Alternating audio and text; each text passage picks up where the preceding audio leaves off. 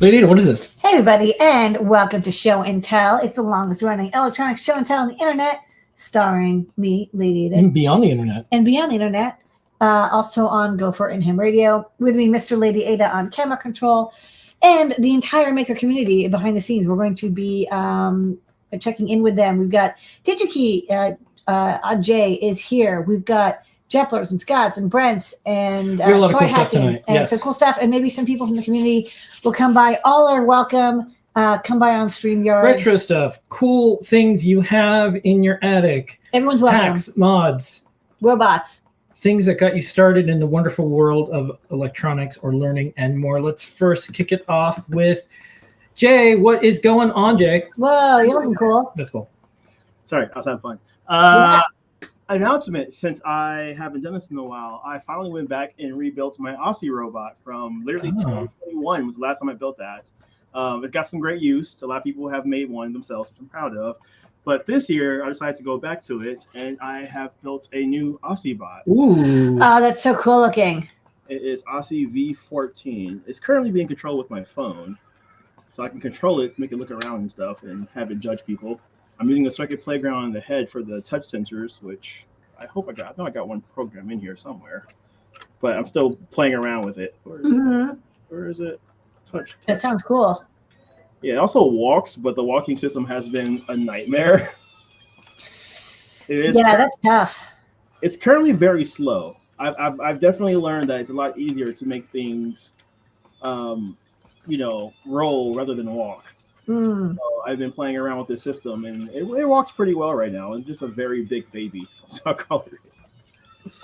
I've been playing around with the walking system. I even have a test set up next to me, so this is already walking pretty much. Yeah, okay. Simple mechanism, some gears and stuff. I went to walk faster, so I'm going to be playing around with that more this week, hopefully. Still messing around with some basic stuff, but the design is what I really wanted to highlight because I've made one that's a steampunk spider. The other one's very cyberpunk. This one I wanted to focus more on Afrofuturism, so I gave it some African Adrika on the lid. Oh, nice. And even the symbol in the back. That's cool. I'm still playing with the design a little bit, but I'm definitely going for more of an Afrofuturism aesthetic with this, especially since February and stuff. Yeah.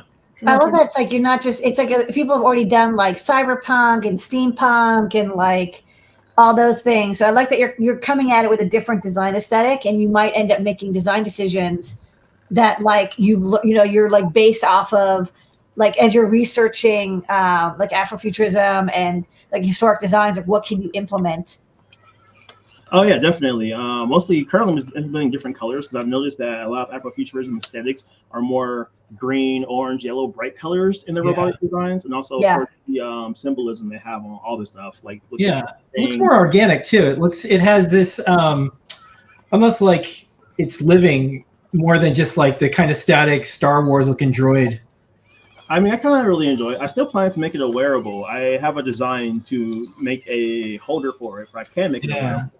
But one of my biggest things with this is, of course, the aesthetic. I'm going to make a few of them because I want to do a lot more like video content with them. So as I've learned from watching any type of movie series, definitely make a few of them because some of them will drop and then etc. But as well as I'm using the circuit playground to make all the touch sensors and all the other stuff attached on here too. I got some vibration sensors, so when people pick it up, it'll like vibrate. So I really can't wait to mess with people with that. Put me down. Or pick me up. Yeah, pretty much. I'm working on a few different like decisions on that, but I just got the design done literally last night and got the legs walking finally. So it's a very first good step for the V14. I'm actually really happy with it. Okay. Outstanding. If you remember, drop me a note so we can cover this on our site through the month of February. We have a bunch of special features. This would be really cool to add to. Sure, no problem. Thank you great so to much, see Jayy. Yeah, good to see you. Good to be back on Show and Tell. All right, we'll see you soon. Laters. All right. Hello, Jepler. How are you? I'm doing good. So last week, I think it was, we talked about mice because I did a guide, and somebody said, why not do the Super Nintendo mouse? So this is actually a modern product. It's a replica supposed to be compatible with the Super Nintendo mouse. And I grabbed an extension cable and chopped it up. That's something else. And soldered it onto a QTPy. and let's see. That's cool. And yeah, so I can move my Ooh. mouse pointer Whoa. with it. And you know, we talk about making it easy. This was like soldering plus 20 minutes. Well, I just love making these kind of devices with CircuitPython. So yeah, it's a 2-button mouse. This version is so new that it is optical. The original actual Nintendo one was a ball mouse. And I'll pick one of those up and see if the same code works. And then maybe next month we'll write it into a guide. yeah, it's like why they remade the SNES mouse? What games do you know? Do you know any? Yeah, so actually I'll post up a link in Discord about this. Somebody reviewed it and like it's not super compatible, but they had a whole list of games. I was saying earlier that I thought there was just one game, but that was bad information. There's multiple Nintendo games that use the mouse. All right. But yeah. I'm glad you updated your information. My first experience with like a Nintendo style controller, and it's just like a few lines of code to read out the data, then a few lines to decode it, and a few lines to turn into HID. So sweet. Love CircuitPython for this. That's stuff. way better than the next stuff. I like these alternate futures where companies end up making things that you didn't expect. Like we all use Pizza Hut as our internet because they started out doing an internet service. Like Nintendo, like we use a Nintendo mouse.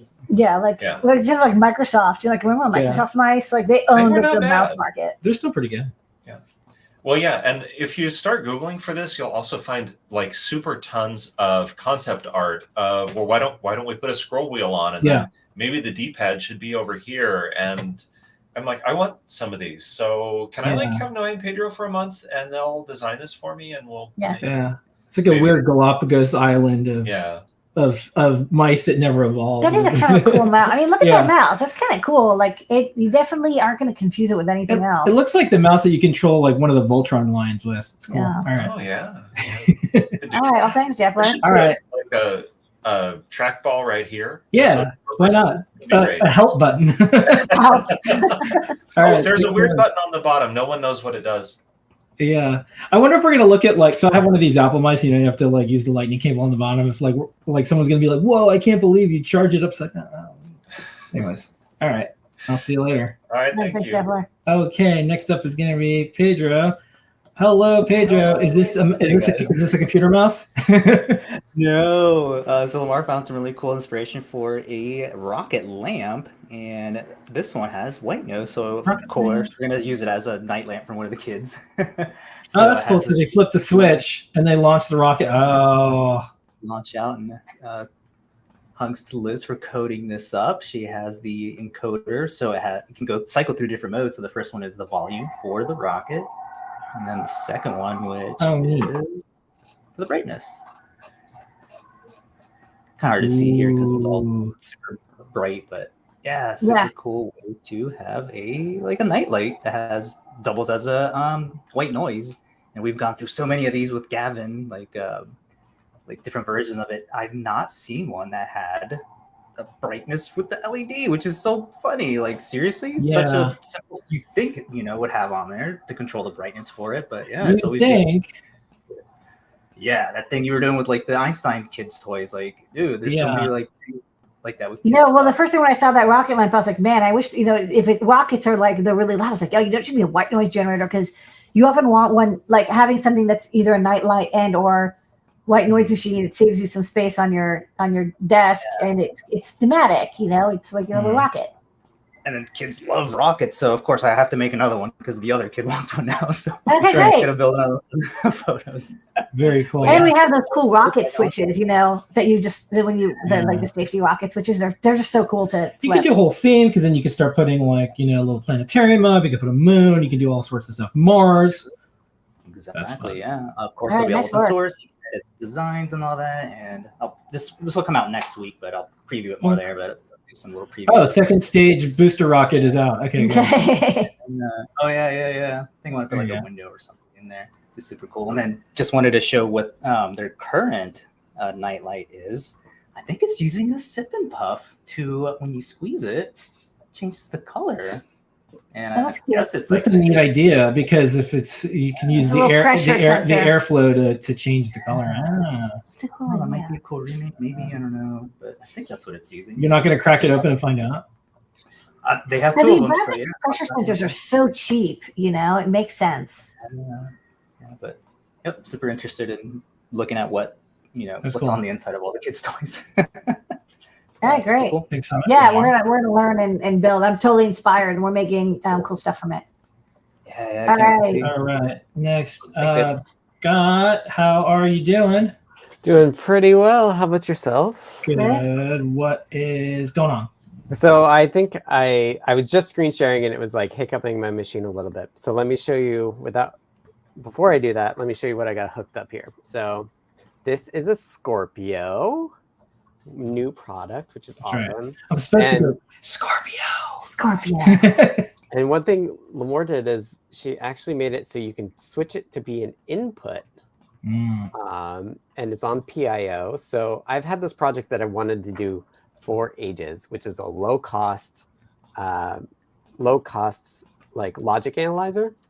And so what I've been working on is somebody has already made software that goes on this to capture and send it up USB. The problem is that there's a project called sigrock that's like the open source version of Atelier. And the project itself is not super healthy. So there's a bunch of backlog, a bunch of PRs that people haven't gotten checked in. And I had this theory that like the problem is that they all need to be checked into one repo. So what I've been doing is re-implementing that core of sigrock in Python. Because Python has this really cool thing called entry points, which is a way for to do plugins basically. So the idea is that we have a core signal analyzer thing where everything like hardware support and protocol decoders are all done using plugins so that people don't have to get them all in this one repo for them to be available. So let me screen share and just show you what I've got. I will add That's a lot of words. So the two alligator or the clips that I've got hanging out the sides are the bottom window, which is the test debug output. And then and then here we've got it's the same CLI that you would use with sigrock, except it's got py at the start of it. And so it's a re-implementation of sigrock but using Python. So I can take this is 100 samples at 100 kilohertz.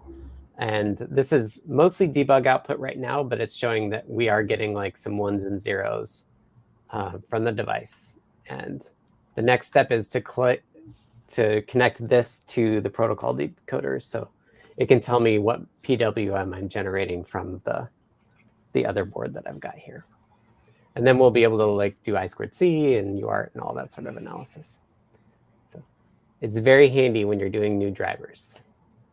Yeah, especially it's the price. I mean, it's totally worth the money, but the Sale price has gone up and up. It used to be $99, and now it's a lot more than $99. So it's tougher for me to recommend it for people who are just doing I2C debugging. So having a way to just get traces of like, is the NAC being sent, or like how many bytes am I getting, or is there a jitter somewhere? This will be really helpful. Yeah, I think so too. And my Sale turns my Spotify off. It's very weird. Okay, well, I can't do both. Put your computer in focus mode. I don't know. It's a feature. Yeah, I'm excited about this because any of our boards, any of our RP2040 boards can now be logic analyzers for folks, which is cool. Incredibly powerful. Everybody or a lot of people already have them. So exciting. All right. Well, thank you so much, Scott. And congrats getting back to that project. I know you were looking forward to that. See how far I get in the next couple days. Good luck. All right. Next up, we're going to go to Brent. Brent, what is going on? Hi, I'm confused why Jeff doesn't know where the button, what it does on his mouse, but I'm excited to see what goes on with it. Currently have a Funhouse. So I've been working on Adafruit IO the last year-ish, and we have this really neat interface called Wippersnapper, and it lets you interact with your board. And we have this LED button, which like works and is great, but you can't convey multiple states as an LED. It's like a Boolean on or off. So the Funhouse has like 5 dot star RGB pixels on the top of it, which is really nice, but we've been unable to use it. So until now, we've added this list is starting to scroll down, which is nice. Yeah. Like there's a lot more I components. remember when it was just a one screener. LED and a button. Look at a little whippersnapper growing up. Enormous. Yeah. And now we have dot stars and neopixels. Yeah. So for this, we're going to autofill it in the future. So there's 5 dot stars on this board, and we're going to autofill the color order in like the next revision of this. This is like the first iteration.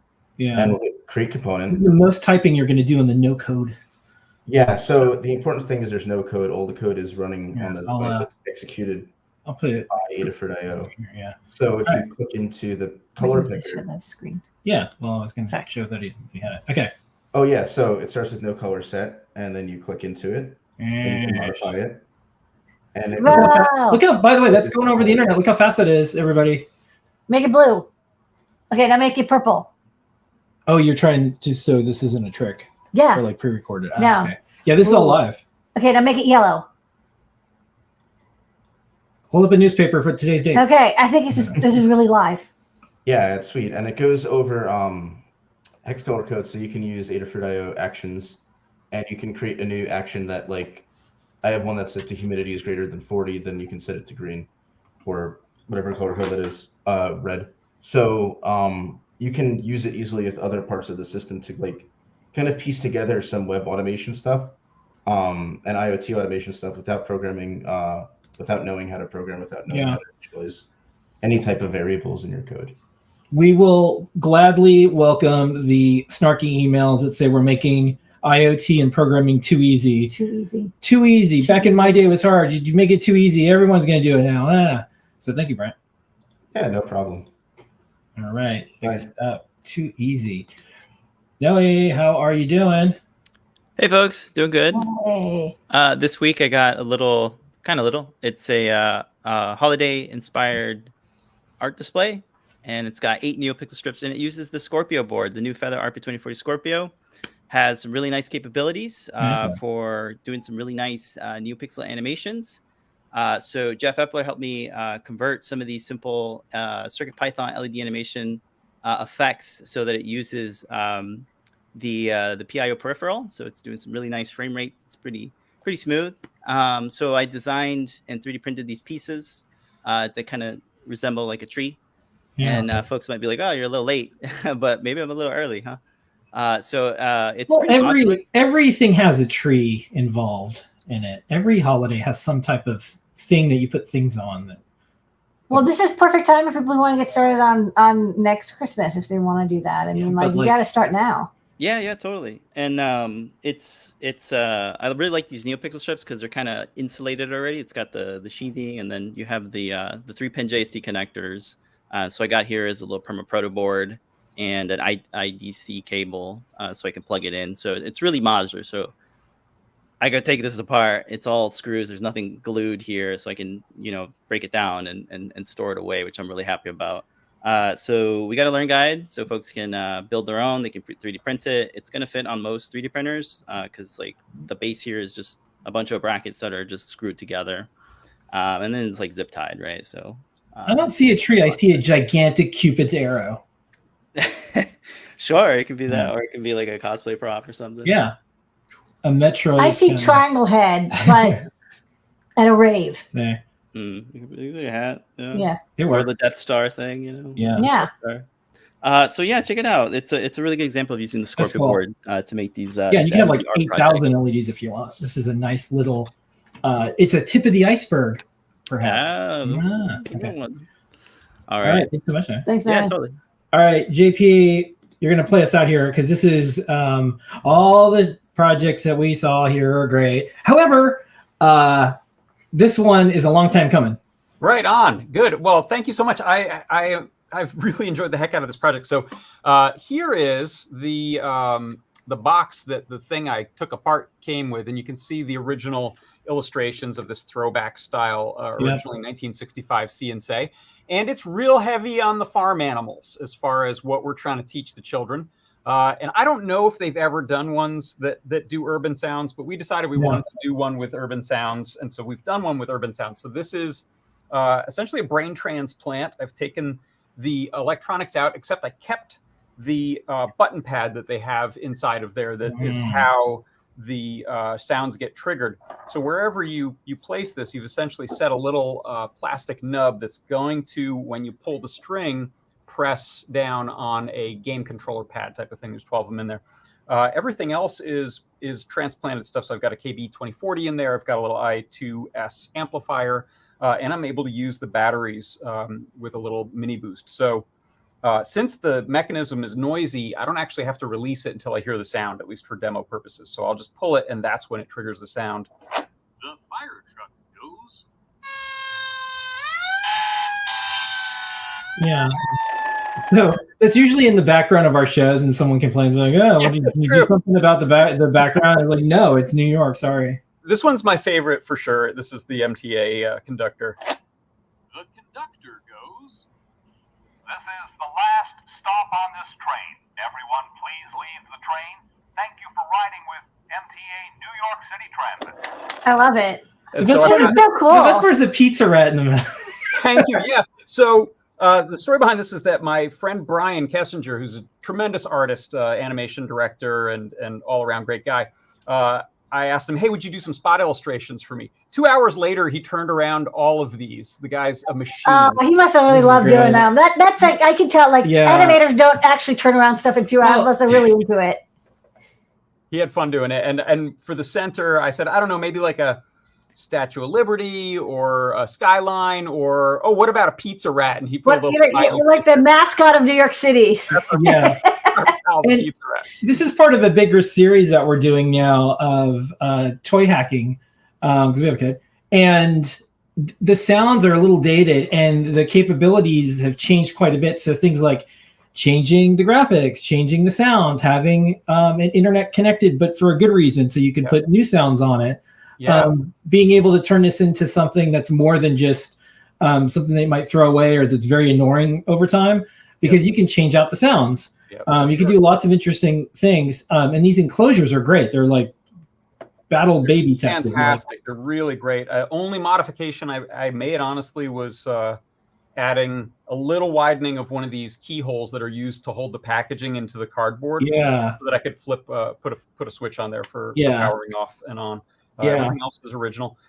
These things originally, I think, used the little record mechanism back in 1965. Yeah. But at some point, they updated to electronics. I don't have the full example one here. I was going to show you the button pad, which I've now lost, but they're kind of cool because they look like the inside of a video game controller. It's just a little elastomer button pad with the little carbon pills underneath, and those close a contact. I've got a guide out, so if you want to see all that stuff, go check out the guide. It's a new one in the Learn Guide system, and I hope it's a leaping off point for people. The other revelation to me, honestly, it's silly, but I didn't know you could get good vinyl sticker paper that works in laser printers, and you can. And it was inexpensive. Yeah, this is really good. It's easy to update this in a few years for a completely different graphic set if you want, and it's just WAV files that I have gotten off of freesound.org, and then I added my own voiceover on top of those. Those are all, you can find the credits for those in the files. The only thing that's missing is a guy saying, "Are you Jewish?" Well, the other thing is you could do one for each city, sights and sounds. Right. You could do one for different countries, and then the other thing is you would keep the same one, but you would just swap out the graphics and the sounds yourself. Yep, for sure. Yeah, and this one also cracked me up. This is just Brian being goofy. I don't know if you've ever seen when they try to do these character ice cream novelties. Yeah, it's always like really like melty. SpongeBob there is so perfect. The ice cream truck goes.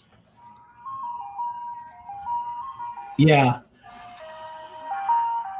And also, I think this is maybe at 0.6 volume. You can go up to 1 volume in code. I didn't do any external volume stuff. You could certainly do that, or do it with Hall effect switches if you wanted to use magnets and make it sneak. There's a lot of room to add a lot. There's a lot of empty room. We experienced, we saw what happens if you're an ice cream truck and you go into another person's ice cream truck territory.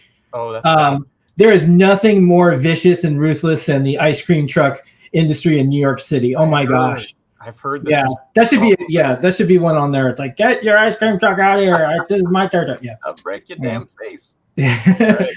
Oh my gosh, someone posted some novelty ice creams over in the Discord that's totally worth taking a look at. All right. Okay, well, thank you so much, JP, for doing this. We're gonna get this at Adafruit. We're gonna take a bunch of photos and some more video. And we'll get this out for folks to see. Yes, it is my gift The to toy you. hacking begins now. Yes. All Excellent. right, thanks everybody. What a great show and tell. All right, that every was our time. show until tonight. We're here in some form, whether it be us or some Adafruit team, hosting the show and tell, the longest running show and tell in the known universe, until we maybe make contact with someone else. But then they'll be on the show and tell. That's right. We'll see everybody next week, 7:30 p.m. Thanks for making this the best half an hour of our week. Every single week when we get a chance to see these or be on them, Ask an Engineer starts in a couple minutes. We'll see everybody next week.